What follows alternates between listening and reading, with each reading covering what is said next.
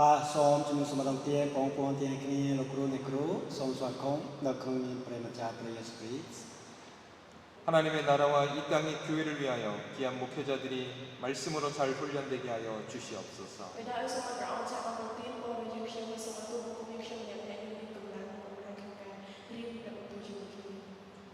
여러분을 그리고 이 학교를 총장으로 섬기게 될 방삼석 교수입니다.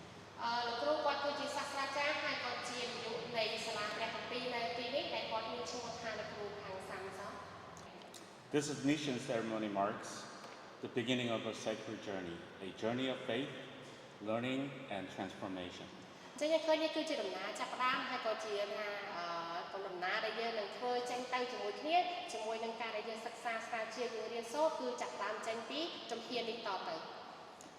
뉴라이프 신학교 첫 학기에 등록하신 여러분을 예수 그리스도 이름으로 환영하고 축복합니다.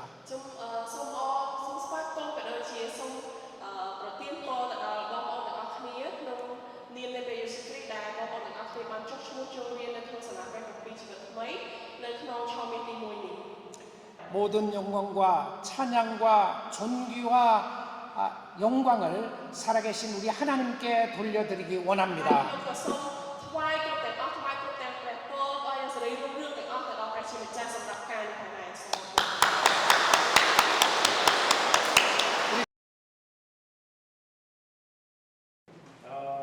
뉴라이프 칼리지 세미나리의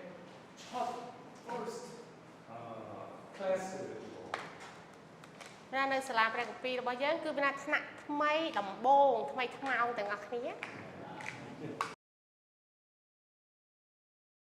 역사 신학은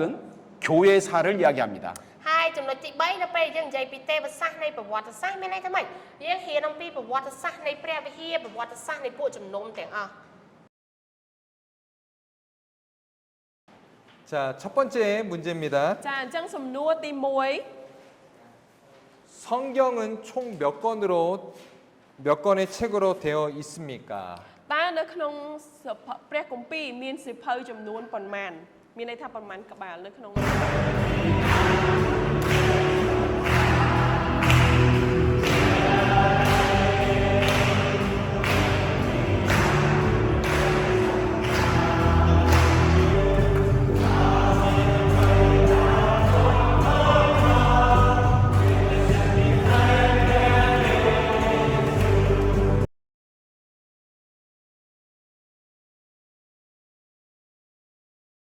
ចឹងយើងឃើញថាអ៊ីស្រាអែលត្រូវបានបញ្ចប់នៅឆ្នាំណាក៏យើងដឹងហើយខាងពួកយូដាបញ្ចប់នៅត្រឹមណាក៏យើងដឹង 쉽게 얘기하면 이번에 역사에 대해서 많이 알게 되는 거죠. 원래 이스라엘만 얘기하는데 왜 북이스라엘, 왜 요다 그러는지 다 이해하는 거죠, 이제는.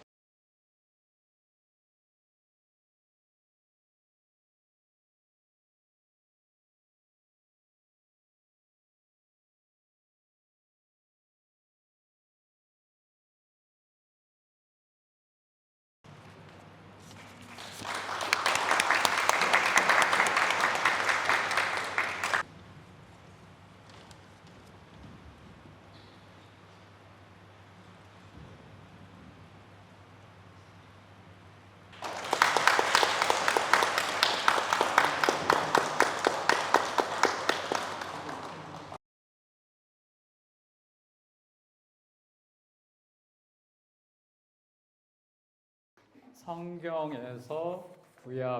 성경에는 구약과 신약이 있는데 មានន័យថាព្រះគម្ពីរទាំងមូលមានផ្សំឡើងដោយព្រះគម្ពីរសញ្ញាចាស់និងព្រះគម្ពីរសញ្ញាថ្មី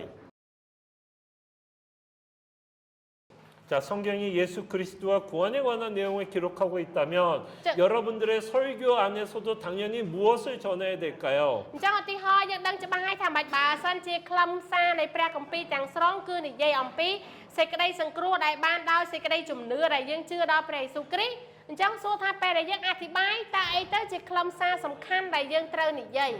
이걸로 보여드리겠습니다. 이렇게 보시면 헤롯 아켈라오스는 유대 지역을 다스리게 됩니다. 헤롯 아켈라우스.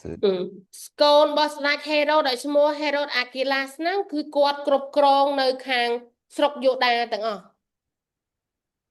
그래서 만약에 지금 현실, 지금 이 시대로 반영해서 설명을 해드리자면 사실은 하나님 없어도 돼요. 내가 부유하기 때문에 돈이 있기 때문에 하나님 없어도 나는 내 마음대로 살 수 있어요가 부유한 거고요. 저는 하나님 없이는 못 살아요가 신학적 가난함이라는 거죠.